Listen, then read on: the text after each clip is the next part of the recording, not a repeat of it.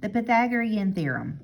The Pythagorean Theorem is used only for right triangles. It's used to find the missing part of right triangles. So we can label our parts. A squared plus B squared is C squared. Our legs are always A and B, and our C is always our hypotenuse. Now, the hypotenuse is the one that is across from the right angle. It is the side that is diagonal and is also the longest side. Whenever we're doing the Pythagorean theorem, the problem that most students have is they get their A squared, B squared, and C squared all mixed up. But if you go ahead and you start with your hypotenuse, A and B are just the other two sides that you're going to add together. All right, so here we have this first triangle. It has, the sides are 12 and 5, and my hypotenuse is x squared. So I'm going to set this up. A squared plus B squared is C squared. A is 12, B is 5, and C is x.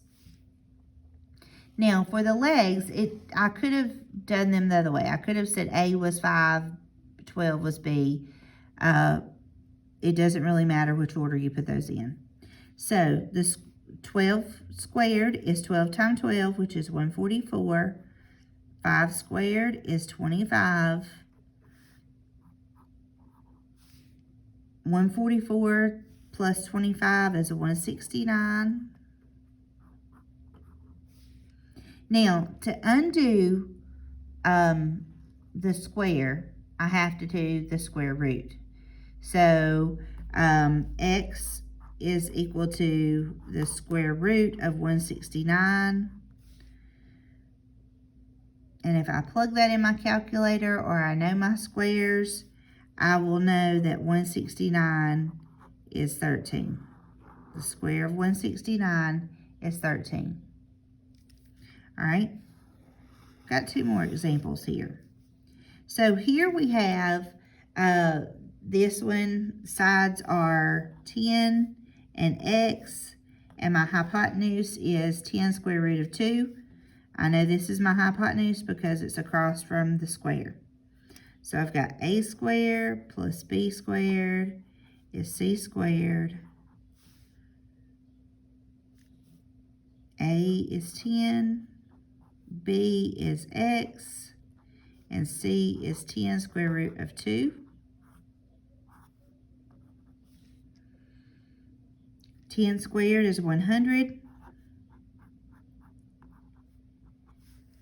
10 square root of 2 squared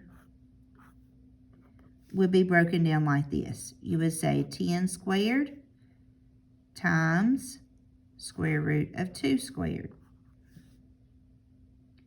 10 squared is 100. The square root of 2 squared, basically, the square root and the square cancel each other out. So that is 2. 100 times 2 is 200.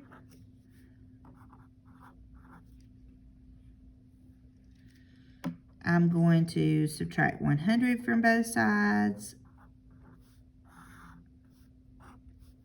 X squared equals 100. 200 minus 100 is 100. X is equal to the square root of 100, and the square root of 100 is 10. All right, last problem here.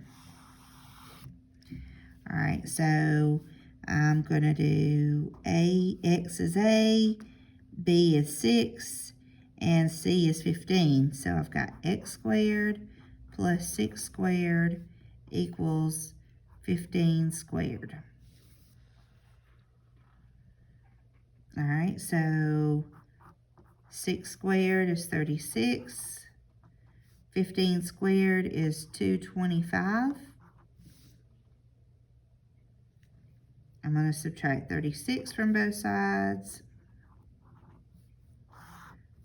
X squared is equal to 225 minus 36.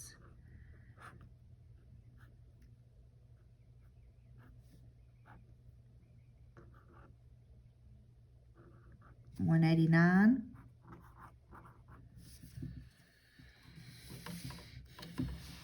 The x is equal to the square root of 189. And if you can simplify that, simplify that. If they want it in square root, well, let's go ahead and simplify that. I know that 189 is 9 times 21. And I could break that down, square root of 9 times square root of 21. Square root of 9 is 3. And square root of 21 cannot be simplified. Now, if they want this in rounded to the nearest tenth, then we would put 189, square root of 189 in our calculator, and we would get that answer.